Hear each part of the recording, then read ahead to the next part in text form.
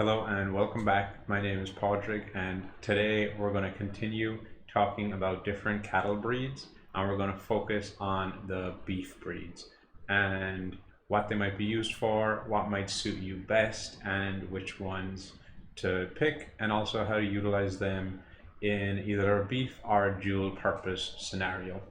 So first of all, we're going to talk about the Angus, and hopefully I'll have my cow picture show up here when I edit it. But our Angus is our classic black beef cow, right? Angus is probably the definitive beef breed that people think of when they think of, a beef cow. It's like that black cow you're driving past and you see in every field. They are pretty ubiquitous. They're everywhere. There's a reason for why they're so popular. They're originally from Scotland. They were one of these smaller traditional breeds that taste really, really good. And they're an animal that, is known for their genetics that allow them to put on frame and put on muscle in a way that's quite, not lean, but pretty marbled and desirable, as with really, really efficient feed conversion and weight gain and all that kind of good stuff. So there's a reason why Angus has become as widespread and popular as it is. They mature quite early. They're easy to finish. They gain quickly from what you feed them. They're also polled. So the polled phenomenon is a genetic trait where cows won't grow horns, which means you don't have to dehorn them. You eliminate that whole procedure and stress. So there's a lot of benefits to having polled animals. And that's something that people have been using recently in a lot of this gene editing technology to try and introduce to other breeds. If we can take this gene by breeding it in or slicing it in and get other breeds polled as well, we reduce a whole handling step when we have to dehorn our animals. So that's a big plus of our Angus. They're very fertile, and you'll find that when you go to the store and you're buying your beef, sometimes you'll see Angus beef sold separately, or you'll see it in restaurants. So depending on what you do with your beef, some processing plants will sell a premium. And for Angus, I mean black Angus premium. They are your kind of like classic, can't go wrong kind of beef breed. So they're a good choice. I mean, for a beginner as well, I think they're relatively versatile and easy to handle. They're pretty they're docile, they're tame, they're a good solid choice. Definitely can't say anything bad about an Angus really, or I'd be shot. Then next is the Aubrac. So the Aubrac, you probably haven't heard of, is this big kind of fawn colored French cow. They have massive frame, they have great weight gain. They are probably better suited to this pasture scenario. I don't think they are spec'd for your high input feed conversion as we could with some of our other beef feeder cattle. They have these big horns that you can see, and they're pretty resilient and they're easy to manage. They may not be as docile or as tame as some of your other breeds. I don't have a lot of experience with Aubrac. The Aubracs I have seen, which I had to dehorn, was not an easy job. They didn't, like, it might have been just with these particular ones, but they weren't used to human handling. They don't, they're not the most tame. They're not they're from the French mountains is where they came from, and they're still quite mountainous and a bit wild. So Aubrac is maybe a little bit more hard to find, hard to source, and a little bit more niche. Next, we'll talk about the beef Shorthorn. So this is very similar to the dairy Shorthorn I talked about in the last video. The Shorthorn breed has a huge variety, or a range of purposes. There's dairy all the way to beef, just like I talked about before. So this beef Shorthorn, straight away, it's similar to the, it's a Shorthorn. It has good fertility, good feet, easy to manage, modest but good gains and yield and all that kind of stuff. And this is your beefier version of it. So you see this animal is meatier, it's bigger, it's the beef version of this same Shorthorn breed. Then we will talk about the Beefalo. It's an animal that has been bred with our domestic cattle, and now they're 3/8 bison, and then the rest is cattle. I think there was a lot of breeding back and forth before they got that right mix to get an animal that was fertile, that was good at gaining, that was robust, that you could use. and now they're reported now and they're used as this like very healthy, lean, high protein meat. They're reported to have lower cholesterol and lower fatty acids and things like that in their carcass, while still being a kind of a marbled and desirable and tasty cut of meat. Because usually when we think about our very lean cuts, this beefalo offers kind of a lean cut that is healthy and high in protein, but apparently is still quite rich, similar to our more marbled cuts. So I think it's an interesting concept. Obviously they're very big, so if you have a facility that is for your regular domestic cattle and you switch to beefalo, you may have to do some reinforcing or some upgrading. They're quite big. That requires bigger everything, bigger trailers, bigger fences, bigger gates. The water buffalo facilities or farms I've worked with had to do a lot of reinforcing and changing, and the Italian water buffalo are a little bit more stubborn and difficult to, not difficult, but a little bit more stubborn and resistant to handling. So next we'll talk about the Beefmaster. The Beefmaster is your American beef cow, right? So it was totally developed in Texas, in America. And you see, I talked about the Bos Indicus family in our last video. So this Beefmaster has a lot of influence. It's about 50% from this Brahma, as well as some of our domestic breeds, especially the Hereford and Shorthorn. Shorthorn are kind of at the root of all modern breeds, it feels like. But this Beefmaster is, it's reported as a great dual purpose animal. Kind of modest meat, but very easy to manage, potentially disease resistant from that Brahma side. Should be easy to manage, should be quite docile if handled right. And a good alternative, a good versatile breed. Great fertility, because fertility is something that in our domestic animals can be a big issue, especially some of our modern dairy cows. They're so metabolically primed for production that the repro took a bit of a hit when they were line bred for that. So it's nothing to laugh at saying a cow has good fertility. It's important to get them in calf. And the Beefmasters are very resistant to hot temperatures. If you're living in somewhere like me, Central California, maybe or Texas or Arizona, something that can stand these desert heats, that might be of value to you. Next, I'm going to talk about the Belgian Blue. So this is like a personal favorite of mine. Not that I'm going to run out and get them, but they're very exciting. They're a very interesting breed. They are from Belgium, obviously, and I guess in the 1960s, they were genetically not engineered but bred for this muscling characteristic. So you see this animal looks like a Hulk cow.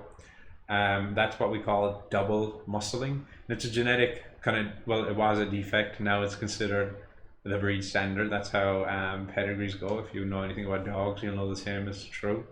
But it's a genetic defect with the myostatin, which is something that is secreted to inhibit your muscle growth at the appropriate time. So you put on muscle and then your body says, that's enough, stop. So I guess they accidentally stumbled upon this gene defect that inhibited that myostatin that would stop your muscle growth. So the calves aren't born like these hulks. It's kind of at 6 weeks of life they start putting on their extra muscle. So you get this big double muscled animal. I think usually you need your purebred Belgian Blues to get that true double muscle scenario, but they're really popular as terminal sires, and there's good reason for that. What I mean by a terminal sire is a bull that you would put to your cow with full intention of taking that offspring and that calf to slaughter, to beef. So that's not going to be replacement genetics for your herd. It's a terminal sire, and there's utility for that, because that's when you say this cow is good genetics, great, whatever, but what we want out of her, like our purpose right now, is to get a really great beef finishing animal. Not one that we're going to continue breeding off, but one that we're going to cut, we're going to slaughter, we're going to cut, and this is going to be a great animal. So that's your terminal sire, and that's your terminal progeny.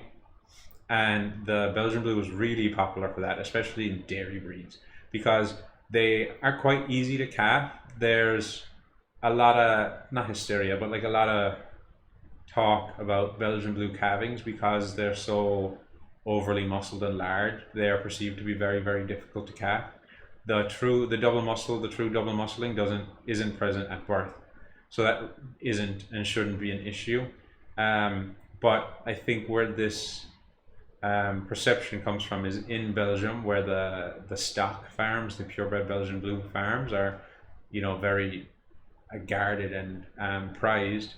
They have, you know, very high merit genetic purebred animals that they will schedule cesarean sections for, and I think part of that is that they don't want to risk a difficult calving because they're dealing with animals that they're breeding for the best genetics they can get. They're not breeding for an easy calving, so they don't want to take the risk of that being a not easy calving, so they will cesarean them.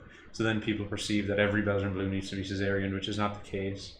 But definitely, if you're a total beginner and you're not comfortable assisting in calving, and calving assistance is something we'll talk about in a later video. Belgian Blue has a flag raised there. They shouldn't be an issue, but it's something that you'll hear talked about, so be aware of it. And, you know, really great carcass yield. That's the big thing about our Belgian Blues. So next I'm going to talk about Blonde d'Aquitaine. They're another French breed. They're one of the most popular French breeds, and they're beautiful. Really big, beautiful animals. I really do like them. Their temperament, from what I've worked with and seen, is great, very docile, great muscle gain, great growth rates, very easy to calf, and very high efficiency, very big calves. When I was living in Ireland, they weren't as popular as some of the other French breeds, and I think that's just like what's available. They're big, they have great frame, they should calf quite easily, and they deliver great big calves at the end of it. One big experience I had with Blonde d'Aquitaines was doing a cesarean section on a mega calf, but I think that was a kind of a freak scenario where the calf was exceptionally big. It was one of the biggest calves I've ever seen attempt to come out of a cow. It didn't come out naturally, it had to be cesarean sectioned, but I'm hoping that was just a freak thing rather than a breed standard. But you get that with every breed, unfortunately. You always get the freak things that happen. So that brings us next to the Charolais, and the Charolais is kind of like our classic continental lean, large frame beef breed, and this is really that classic large kind of white blonde French again animal. And this might be, you know, it's a pretty common and ubiquitous kind of European continental breed, and this might be what you think of when you think of those large breed beef animals. They, you know, I guess their advantage is they have big frame size, great carcass quality, and they can be very uniform. So if you want a uniform product, right, you're always going to get a good, well grading carcass, large frame, good growth rates. You know, that's kind of what made the Charolais so popular. They definitely convert feed really well and gain weight really well. They, like I talked about with the marbling and the kind of the palate of your beef, they're definitely a leaner cut. So there's, you know, they're really large muscles, lots of muscle on their frame, lots of meat, but definitely leaner and less marble usually is what you'd expect of a Charolais compared to something like an Angus. And I think handling wise, they're big, they're powerful, strong animals. They can be a bit obstinate. They're not always the easiest or the friendliest, but they're definitely not the worst of some of these wilder beef breeds. Beef breeds typically are less docile and less friendly than our dairy breeds, but a big part of that is that they are just handled less than the dairy cow. And then the next breed I'm going to talk about is the Dexter. I shouldn't laugh when I say Dexter, but Dexter are your minis. So this is the true mini cow. Dexters are originally an Irish breed. They're one of the last remaining like true traditional Irish breeds. Them, and I think the Kerry cow is the other big one that still exists today. Dexter, it makes the list because I guess it's popular as like a homestead kind of pet hobby cow. I don't have a lot of direct experience with Dexters because I don't want it. They are not popular in Ireland anymore, even despite being an Irish breed. But there is a difference between the minis. I call them the minis and the mini minis, but I guess it's the long-legged and the short-legged form, because these Dexters again carry a gene trait, a recessive gene, but what it is a lethal gene that can be carried by a parent. So Dexters have this gene that causes this early formation of those cartilage caps, so the bones don't grow all the way they should. And when you get a calf that's carrying or that has this chondrodysplastic gene, I think they're all born dead. So that's a 25% chance if you breed two carriers, so a male and female that both carry the gene but don't have it. I think there's a 25% chance that that the offspring will have this lethal gene and they won't make it to full term. They'll abort pretty late. And then I wrote it down here. So if you do have two carriers of the short-legged gene, you'll get 50% of your calves will be the short legs, the mini-minis, and then 25% will be kind of the longer, leggier ones. And then that other gamble is the other quarter of them will just not live, they won't be viable. So that's always a risk with Dexters. You can gene test them, but I would recommend against going for the mini-minis, the shorts. The other thing I'll say about Dexters is they are notorious for aggression and behavior issues. Dexter bulls, even though they're the smallest, are kind of considered, depending on whose perception it is. In my perception, I would consider the Dexter bull like the worst of the domestic bull breeds we have in terms of safety handling it. So if you have hobby Dexter cows or it's something you're interested in, or a small Dexter cow farm, you want to be aware of, I guess, good handling and good socialization, because they are notorious for being aggressive, the cows and the bulls, but especially Dexter bulls can be really dangerous. Next cow I want to talk about is the Hereford. So I do love Herefords. They're another classic traditional kind of English, European, well they're Welsh, sorry, but that traditional domestic cattle breed, a beef breed. They are brown with this kind of distinctive white face. We call them whiteheads when I was growing up. We used to always call them whiteheads, and then you get a black whitehead if you cross it out of a milking cow, a Holstein cow. But yeah, there is a subtle difference between the white head of a Hereford and the white head of a Simmental. The white head of a Hereford should be a complete white face. But they're a great beef cow overall. They last a long time. The cows last a long time. They have great vigor. The calves are strong. They do a really good job at converting to beef. They're really, really popular for that dual purpose, that dairy cow putting a beef bull, a Hereford bull to it. What's really popular is milking herds that people will put in like a cleanup bull or a stock bull, which what I mean by that is a bull that will catch any cows that didn't get pregnant to your artificial insemination program. Or because most commercial dairies, and I mean not just large ones, I mean like 50 to 100 cow dairies, will still utilize a lot of artificial insemination and semen, because the payoff is just so great in terms of the great genetics you get compared to the cost of owning and maintaining a bull. So using a bull and then his genetics will be not as good. So owning a bull and buying a really, really, really good bull is really, really expensive. So it's much more cost effective to go with the semen. So most even small commercial dairies will use semen, and bull and beef operations will use semen.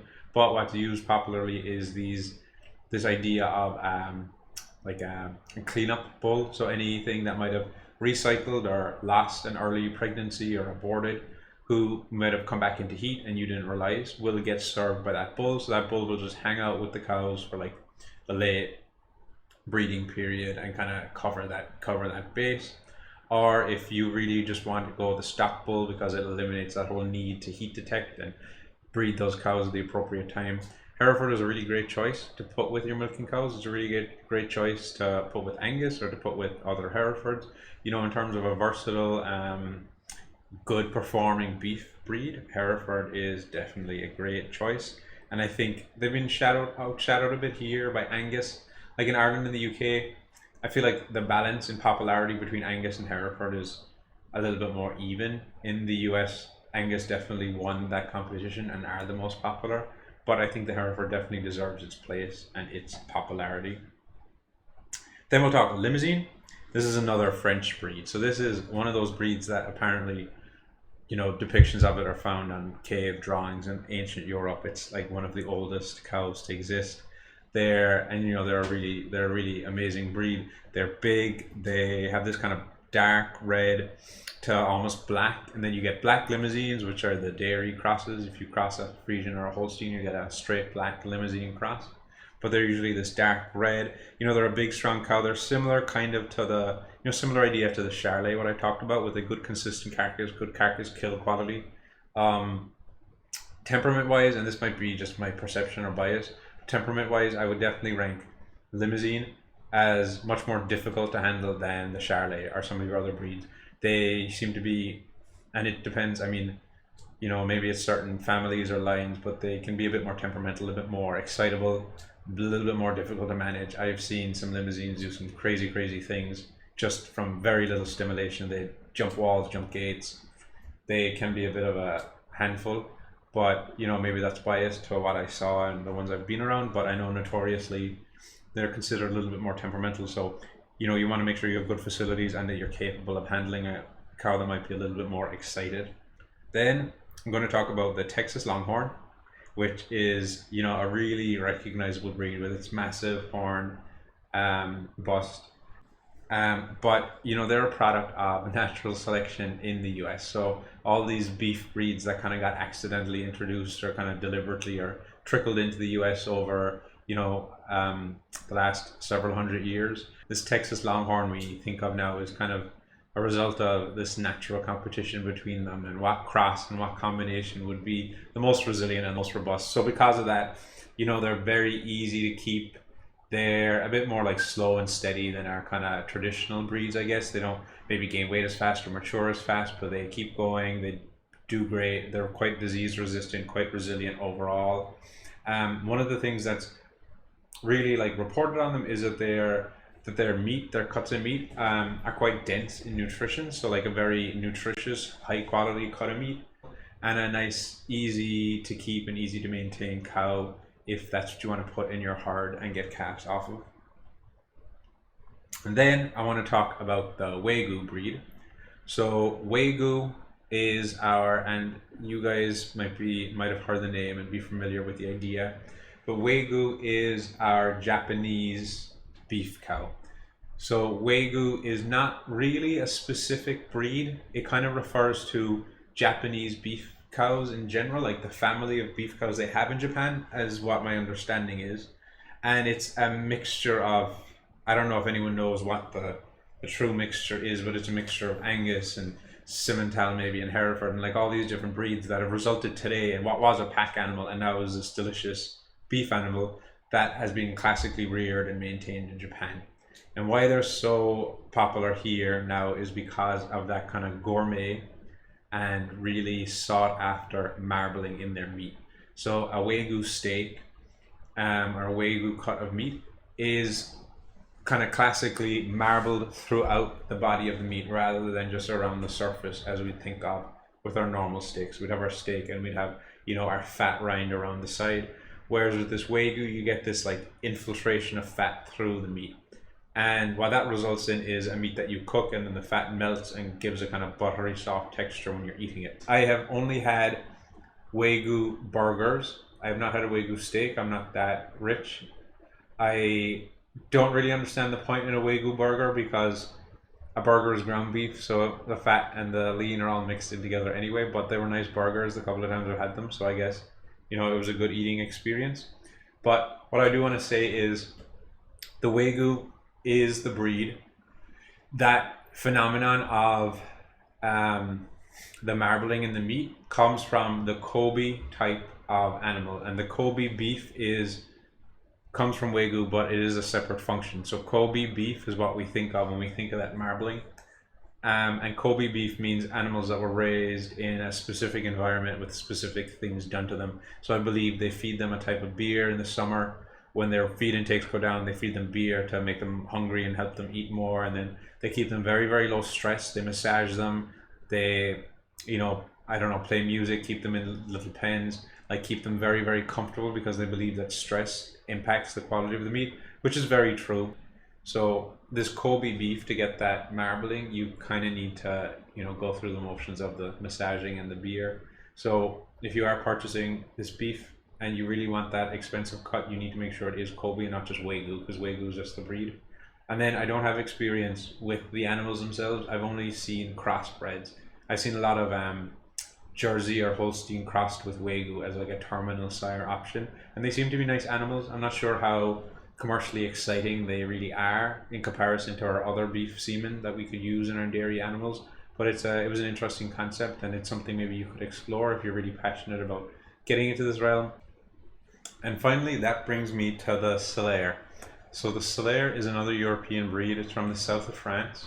They are also one of the oldest breeds we know of. They are, good milk producers, very large frames, so good beef producers too.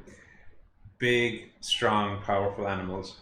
The Charolais I've worked with, it's like working with land yachts. They're big, wide back, really tall. They turn like a truck, very large, very strong, very powerful.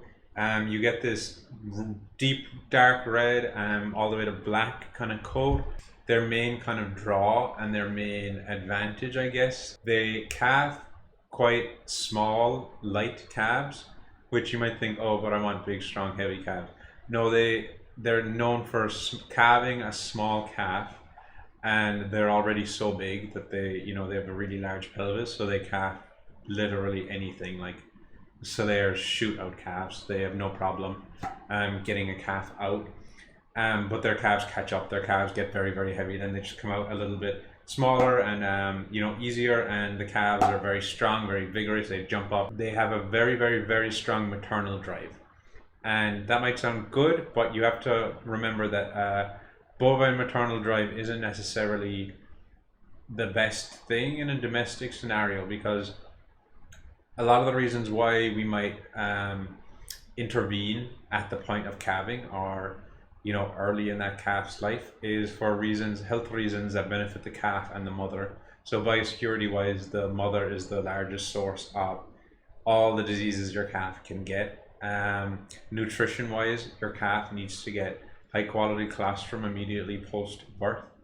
That might not necessarily happen depending on the mother. She might not permit or want or allow her calf to suckle, or she might not have the quality that the calf needs depending on what's going on with her. So a lot of times we can intervene to ensure that those things get met. And in our domestic breeds, they have a maternal drive, but they're not, it's not very intensive. We don't consider it very strong, and it's quite relaxed. It's quite comfortable. They're happy to kind of let you meddle with the calf, let you deal with it or not. The Charolais, that is not the case. They have this very strong preserved maternal drive. So if you try and intervene or try and introduce yourself, it can get very dangerous. And I've heard stories of people being run over by them, being attacked, being hit. Part of that maternal drive is to protect your calf and to get it up and get it to suckle, but to protect it from anybody. And I think Charolais have a reputation of being very aggressive. Any cow, you have to be very aware when you're working with cows that that immediate birth period is your highest risk period. A cow that's just calved is more dangerous than any bull. But the Charolais breed is kind of known for this higher incidence of those events. Usually it's not a problem. I've gone in pens with cows and calves in them all the time. Like, you always be aware of where you are and what's going on, because it's a cow that just calved. But 99 times out of 100, it's no issue. The Charolais is the exception to that. I would be very careful introducing yourself or interfering at that point. They're known for having that really strong reaction. So that's my main take home on the Charolais, just to give you a heads up on it. So then, just to conclude, I've gone through the dairy breeds, I've gone through the beef breeds. What you're going to choose and what is right for you, I think, I said in the last video, availability is a big thing, and then your use and your goals. Some of these breeds are very versatile, and that's a great thing about them. Like, some of these you can't really go wrong with unless you have a very specific goal. Then it comes down to your preference. So hopefully I gave you a little overview of the kind of differences between them and the different perceptions and the different understandings of these breeds. That'll help you tease out what your preference and what might suit your goals a bit better. And then what I am a big fan of is the dual purpose idea. So these crossbreds. I know one of the best crossbred crosses I've ever seen that I saw at a research farm was the third generation calves out of Frisian and Angus crosses. So they crossed the Frisian and Angus, so the cow was 50% Angus, 50% Frisian, so mainly black with some white spots, but kind of a large black cow with a large udder. And then the bull that they put to those cows was Angus semen. So then we had Angus calves, 75% Angus calves hit the ground with 25% of the Holstein. And because the mother was 50-50, Frisian, 50-50 of that milking cow genetics in the Angus, she had massive quantities of milk. Those calves were allowed to suckle off that mother until they were about 6 months plus of age. And the calves at foot with those cows were monsters. They were beautiful. They were massive, massive, massive calves. And that was this research proposal for a very, very efficient, high return crossbreed scenario. I talked before about the Montbéliards and Simmentals being crossed into dairy herds to improve their fertility, but also you can cross in, some beef or some dairy into your beef herd. There's a lot of things you can do to play around with that, and the more you get to know, the more you learn, and the more you know about these breeds, the more creativity you might have. I think you don't need to stick to just the pedigrees. I've seen Hereford crosses being milked in parlors, kind of accidentally almost. They were meant to go to the beef herd and they kind of jumped over a fence and ended up in the breeding pen or the breeding string, and then they got bred and they just ended up in the milking herd, and they produce just as much milk as the Frisians or the Holstein Friesians beside them. So there's a lot of scope, but hopefully this gave you a better impression of the differences and what's going on in the world of cattle breeds. And I'll follow up soon with, I think, some pre-purchase advice and some purchasing tips for how you can figure out what you want and then get to the point of taking it home. So thank you very much for listening. That's it.